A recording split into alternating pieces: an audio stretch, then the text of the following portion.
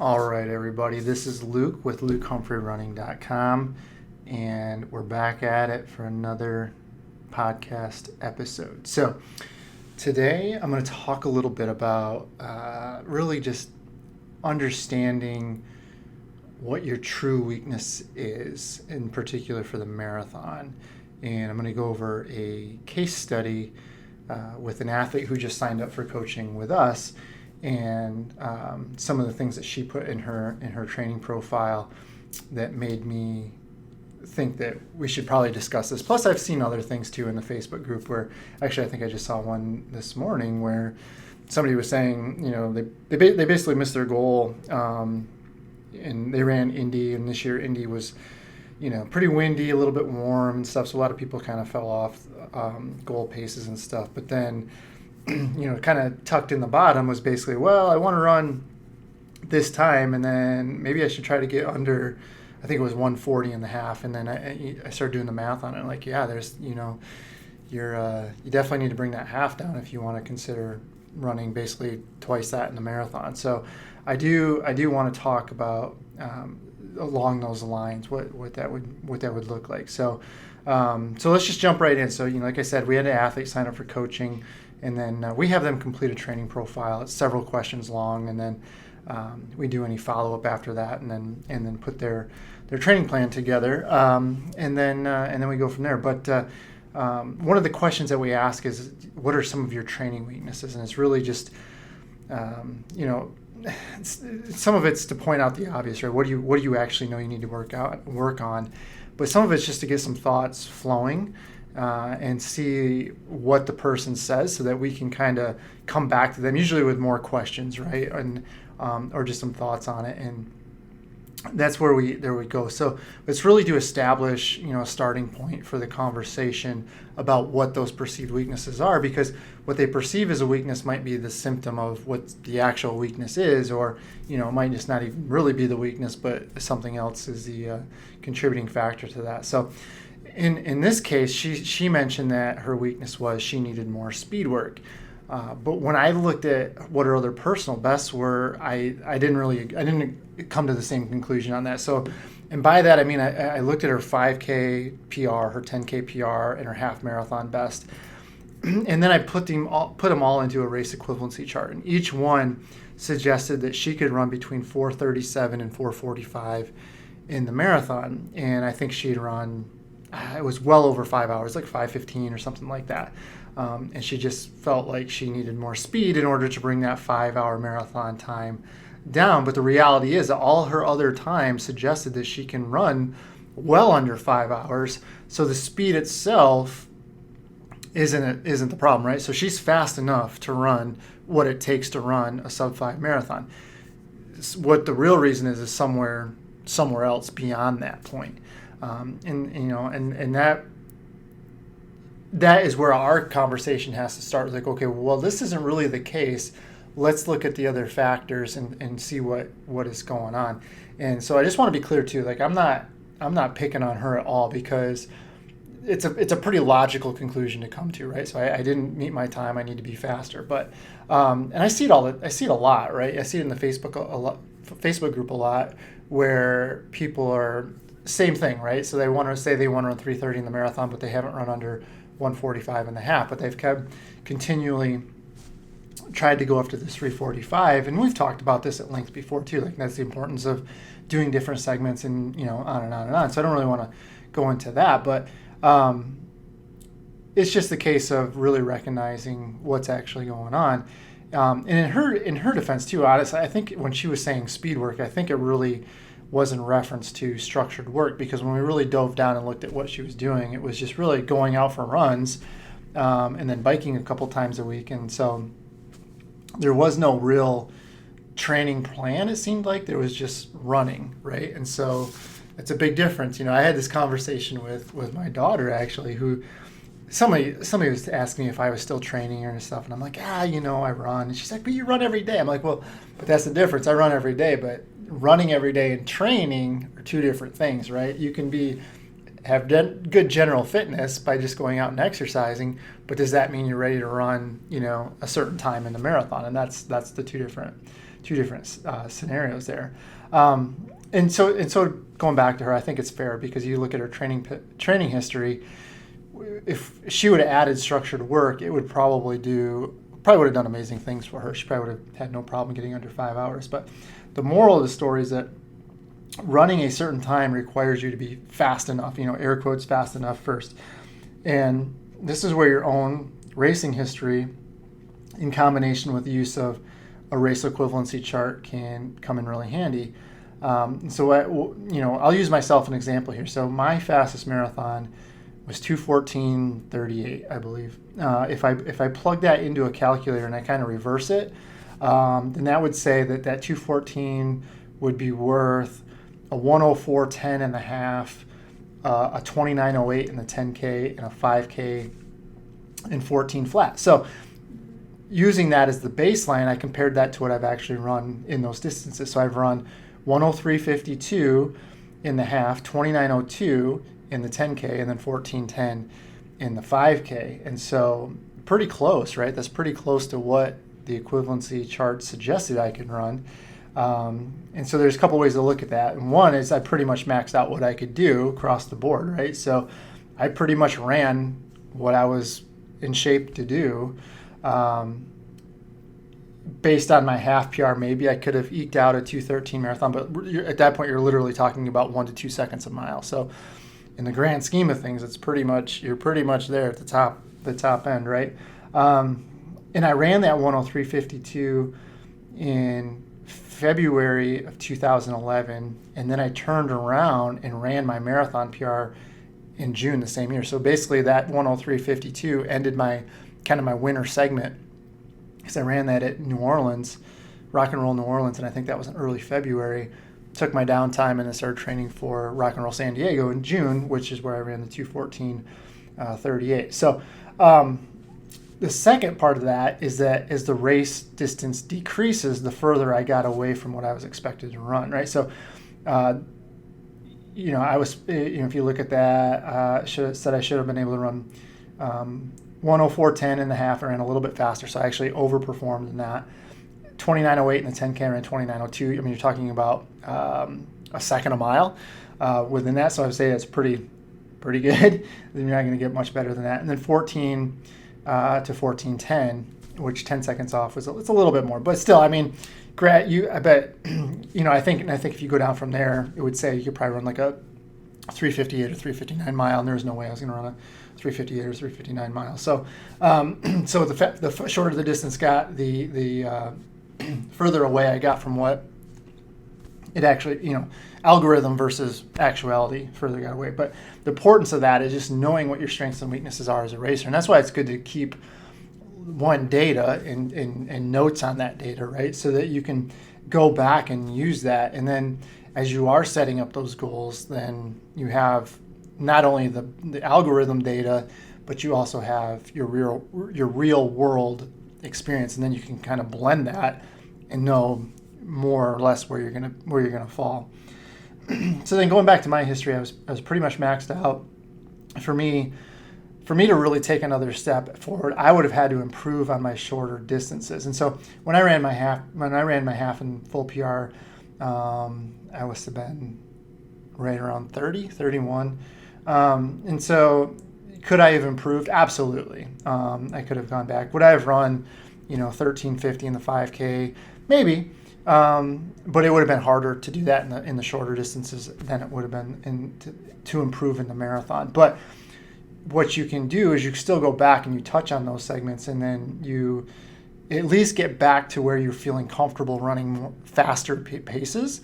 And then when you come back to the marathon, it's actually more comfortable. You're more used to that.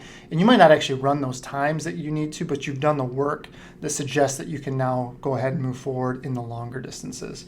So like I said, I didn't need to necessarily improve my 5K and 10K race times, but I definitely needed to go back, at least get back to the level and maybe tolerate some workouts that would be in line with those faster workouts, and then maybe use that speed work to run a faster half. Bring that half down to say, maybe bring it down to like 1:03:30. And then you're talking about, okay, now you can talk about running, 2:13:30 or something like that in the marathon, right? So it's not necessarily the race times you're looking for, but the ability to handle the work that's going to allow the longer races to be able to come down, right? And so, like for a marathon, it's entirely crucial that 5K and 10K comes down. Well, the faster you get, no, more or less not, because it's going to be harder and harder. But as long as you can go back and do that work, then you come back and you say you run you're used to doing, 5K work at, say your, well, let me rephrase that. So say your half marathon pace is 6 minutes a mile, and you've never really done work beyond that for a long time, right? You've always done half marathons or marathons, and you never really touched on that other stuff. Well, then you come back and say maybe you train for specifically a half, but now it means you're touching a lot of speed work in the the 5:15 range for mile. That's a big difference. So that when you come back, that 6 minute pace isn't going to feel as bad. So maybe you push that down to 5:50, 5:55s, but then you go back up to the marathon. All of a sudden, that marathon pace feels much more tolerable. All right, so going back to our young lady and her quest to break 5, we already established that she was fast enough to run under 5 hours. So we have to consider what else is the issue. And to me, there's two big issues that need to be looked at.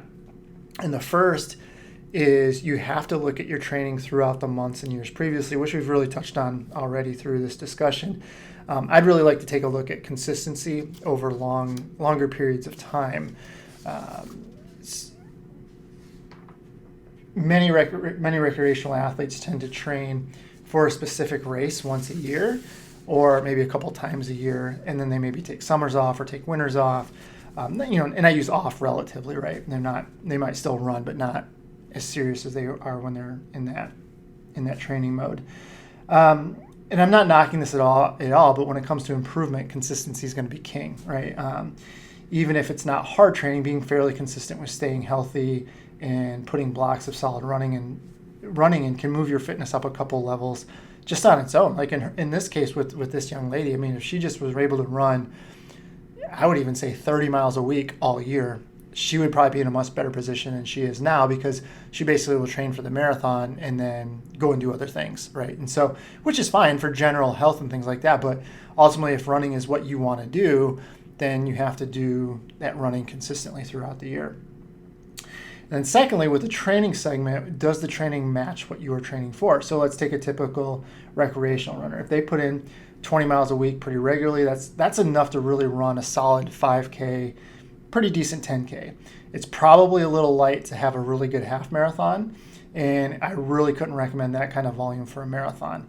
What you'll see a lot of times is an increase in weekly volume from, say, a 5K, 10K runner to a marathoner, but it generally comes from increasing the long runs, right? So that 20 might go up to 30, but that extra 10 miles a week is only coming from the one run a week, right? And so that's where the problem, to me, that training doesn't necessarily match what they're training for. It's not enough.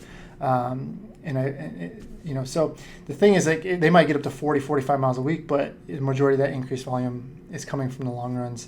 If they're doing a long run of 6 to 8 miles a week for a 5K, and then they jump that up to 18 to 20, you're talking, 10 to 14 miles or more a week right there, and then they'll probably do like one bigger workout during the week, maybe a marathon tempo or something like that, whatever.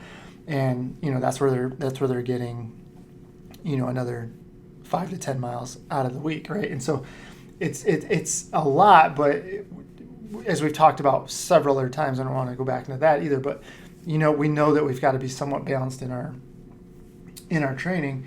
And so they might add some marathon pace work that will get them up a little bit further, like I said, but the trade-off is that easy runs will be removed or decreased. So maybe they even run, they're doing enough aerobic easy running for a 5K, right? If they're going out and they're running 3 miles, a few times a week as their easy runs, that's plenty for a 5K. But if they're staying at 3 miles and just adding in like a marathon workout and a long run, and that's where they're adding 15 to 20 miles, they're not doing enough aerobic development to support what the marathon's going to involve. And honestly, they would be much better off backing down on the long run and even the marathon work and just boosting that base aerobic easy run from 3 to go move that up to 4 or 5 or 6 miles, where it's taking them closer to an hour on those easy runs.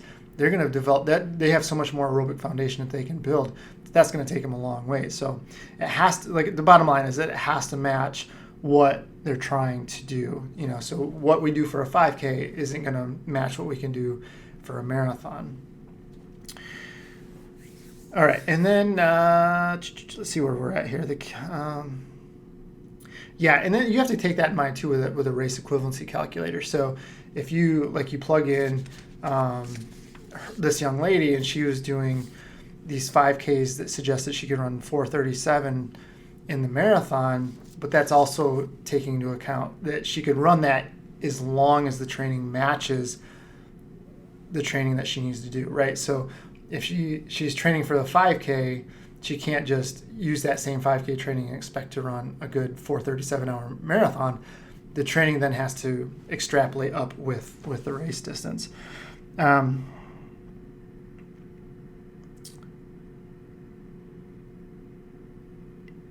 So adding on to that point, I think that's where you see a lot of folks in that 4:30 to 5 hour plus range for the marathon. So the pace itself is not overly taxing. A lot of times they're actually running that on their easy runs. A lot of times their short 30-mile easy runs are faster than what their marathon pace is. The pace itself is not overly taxing, but they tend to slow down more and more and more from miles, say 16 and above. 16, the last 10 miles, each mile probably gets, a little bit worse. And so that by the time you get to 22, 24 miles, you're losing, minute plus per mile every mile that you're going over. And to me, that's simply an indication that the overall endurance is just not there to allow a person to hold on to that pace. And it's something like you can look at. There's a thing called aerobic decoupling. And so what you would look at is you would take a long run, for instance, anything that's over like an hour and a half to 2 hours long. So that's why long runs are usually what people look at. But you can look at it a couple ways. You can look at it from the first miles. I usually take the second mile. The first mile is just kind of warm up, but take what that second mile is and what the last mile is. And what you're looking at is you're seeing if the heart rate versus the pace decouples, right? So anything more than a 5, so if you took the heart rate divided by the pace, you'd get a ratio, right? And then you would divide, and then you'd look at the ratio of the last mile. And if that's over a 5% difference, then your aerobic endurance probably isn't where it needs to be to match what you're trying to do. So that's one thing you can look at. Probably a more involved way, I guess, would be looking at the first half of a run versus the second half of a run. And again, if you see that a 5% decoupling of heart rate versus pace, then you know that your endurance in general needs to be worked on. And so, but don't take that as I need to do longer runs. So that means that your easy runs probably are not enough, whether you need to add more during the week, or you just need to add more volume to your easy runs to build that endurance up. And then that will overall help you much more in the marathon if you are in that 4:30 plus range, because now you've got the endurance.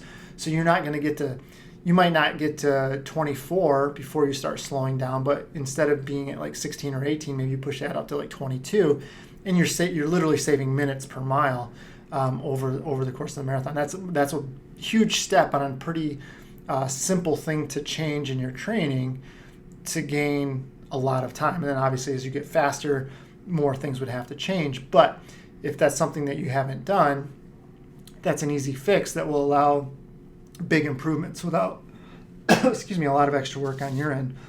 All right, so to close out, if you're a person looking at a marathon goal time or even a half marathon goal time, and you just seemingly fade at the end of a race, or just you're on pace maybe, and then all of a sudden you just start losing that time, and you get to a point where you see that goal time and you know it's not going to happen. It just keeps getting worse and worse and worse. The first thing you got to do is look at what your other race distances look like. Do they line up with what you're trying to run? Do those PRs in that line up with what you're trying to run for the longer distance? Second thing you've got to, if not, work on bringing those down. and being more in line with the goal time for the longer event. You don't have to get them to line up perfectly, but you got to be trending in the right direction, right? If those do line up, move to the next thing. So that would be, do I train consistently throughout the year? If not, make that a priority to train consistently. Now, there doesn't mean you train hard, but it means you have to be engaged in some sort of training, whether it's, like as I'm recording this, it's, middle November. A lot of people are in base building segments as winter approaches, and it's, now it's dark by 5:30, so it's making training for harder events a little bit less likely, but we can still build our base, things like that. And over the summer, we talked about the same thing, like so hot, it's not feasible for some people to be training for a marathon, so that's kind of their base building segment. So it depends on where you're at, but the point is, be in some sort of training throughout the year. So make that a priority. If that does line up, if you are training consistently, then move up to the next thing is, does my training match what it should be for the longer races? If it doesn't, make that a priority. Focus on building the volume in a balanced way, then add the intensity. Give yourself time to adapt to the one training stress at a time. And if you follow a similar path when addressing your true strengths and weaknesses, you'll really shorten the time needed to be in a position to reach that goal. So, I think to wrap it up, I think if you're in a position where you're continually trying to run a certain time and it hasn't happened and you keep kind of going through the same thing over and over again, look at the three things that we're talking about right now.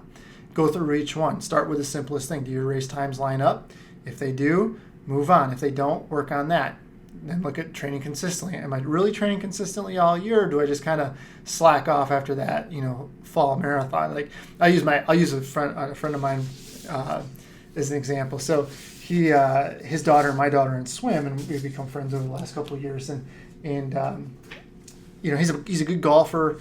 So he's going to golf in the summer. He's going to golf in the spring.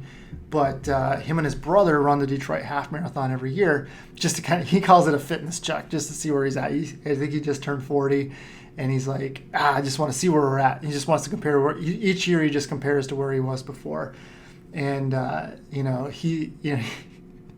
he's like, I thought I'm still a pretty young guy. I could run like 1:30, and I'm like, Paul, that's pretty quick. I mean, 1:30 means you're pretty engaged in training. And he's like, yeah, I realize that now. So I just picture him, because he makes some actually really good points to me. He's like, well, a half marathon is one of those things where if I go out and I put in 20 miles a week, I can finish the half marathon. But he also quickly realized that going out and just running 20 miles a week was not going to let him run a 1:30, right? And so I think, I like Paul because he has a very good approach to it, and he doesn't try to sugarcoat it. He's very aware of where he stands in the running world. But I just think about those things like that. So if you train consistently, yeah, you could definitely knock that down to probably 140. And then also the mileage part, right? So if your mileage just doesn't line up with where you should be for say a marathon, we got to fix that, right? And so that would be a good time to use a down time to start kind of building that out, mapping that out. How are you going to get to that point, and then be able to actually reach those goals? So those are just the things I look at when I first bring a person on, and especially when they say, like, I need to be faster to run the time, right? That's the first thing I look at is what their times actually suggest they should run, and then go from there. But those are easy things you can look at, not necessarily so easy to add on, but it gives you a very, very good starting point and something that you can map out yourself, right? Obviously a coach can do that for you as well, but and that's not, that might not be a bad thing where you just, if you want to consult with a coach and you just kind of go over that and just get it like you can establish a baseline, but okay, let's develop a plan on how to get from where I'm at to where I need to be. And so that's one thing that you could work with somebody, because I recognize, that coaching itself might be out of the question, not by want, but more of necessity. So I think you could consult with somebody. That's something we offer. I'm sure other coaches offer that as well. But I think it's good just to have a fresh pair of eyes look at that. And I don't want to turn this into a commercial for consulting, but I think that you just get somebody you trust, at least if you're in a run club, a running group. Have somebody, find somebody you trust to look at it and actually take an objective look at what you're doing, and then brainstorm how you get there. But if that is something you would like us to do, we can obviously do that as well. But I think now is the time. As I'm recording this, like I said, it's in middle November, so I think a lot of people are looking for what to do next and how to get there. And now is the time to be laying those plans before you get to a point where now you got to start training for that marathon or half marathon, and you're in the exact same position you were, 3 or 4 months ago. So, all right, that's what I do. Hopefully that can help you guys out in as you sort things out yourself. And we'll talk to you later. All right, take it easy.